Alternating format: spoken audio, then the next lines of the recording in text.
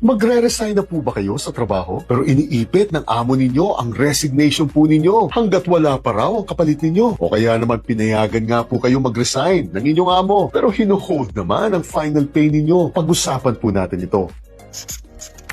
Kasama po sa ating right to due process o sa karapatan po natin dumaan sa tamang proseso. Yung kapag isang empleyado po kayo at nais nyo na po mag-resign sa trabaho, may karapatan po kayong gawing anytime ito. Basta't dumaan lang po kayo sa tamang proseso. Dahil una, mahigpit pong ipinagbabawal ng ating saligang batas ang tinatawag po nating involuntary servitude o yung kapag pinipuwersa po tayo magtrabaho o manatili po sa isang trabaho kahit ayaw na po natin dito. At pagdating po sa pagre-resign natin sa ating trabaho, ang kailangan lang po natin gawin ay ang magpadala po ng resignation letter within 30 days bago po tayo tuluyang lumisan sa trabaho. Unless, pumirma po kayo ng isang contract of employment kung saan mas mahaba po ang notice period na ito. At pangalawa, pwede nga pong iklian ang nasabing notice period na ito kung pumayag po ang ating amo o kung inaabuso na po tayo at hindi na po makatao ang pagtrato sa atin sa trabaho at kung may krimen pong naganap sa trabaho po ninyo at kayo po ang naging biktima nito. At habang nasa loob na po ng nasabing notice period tayo, ang obligasyon na lang po natin, bukod po syempre sa regular nating trabaho, ay ang magsagawa po ng proper handover sa papalit po sa atin dito o kaya naman po sa ating amo mismo kung wala pa po ang papalit na ito at ayusin po ang ating clearance sa trabaho. At ang pangatlo, kapag dumating na po ang takdang oras ng pag-alis natin sa ating trabaho, legally po ay malaya na tayo at wala na pong karapatan ng ating amo na pigilan pa po ang pag-alis ninyo kahit nga po hindi pa dumarating ang kapalit ninyo. At ang final pay po ninyo ay dapat po na ibibigay ito within 30 days mula po sa huling araw ng pasok ninyo at hindi po mula sa panahong na ayos nyo na ang clearance ninyo. At kahit nga po resigned na kayo, ay may karapatan pa rin po kayong humingi ng inyong certificate of employment sa dati ninyong amo at obligasyon po nilang i-release ito sa loob po ng 3 araw mula po nang ni-request ninyo ito. Kaya nga kung mapapansin po ninyo, ay malawak po talaga ang mga karapatan ng mga empleyado kung naipaglalaban ninyo ito ng gusto. Kaya nga po sana dumating na tayo sa punto kung saan nakakapag-usap na po ang mga empleyado at ang mga amo ng matitino, lalo na po pagdating sa mga bagay na ito. Dahil base po sa karanasan ko, bilang isang matagal ng amo, mas napapadali po ang ating mga trabaho, usapan at pakiusapan kung may respeto po sa isa't isa tayo.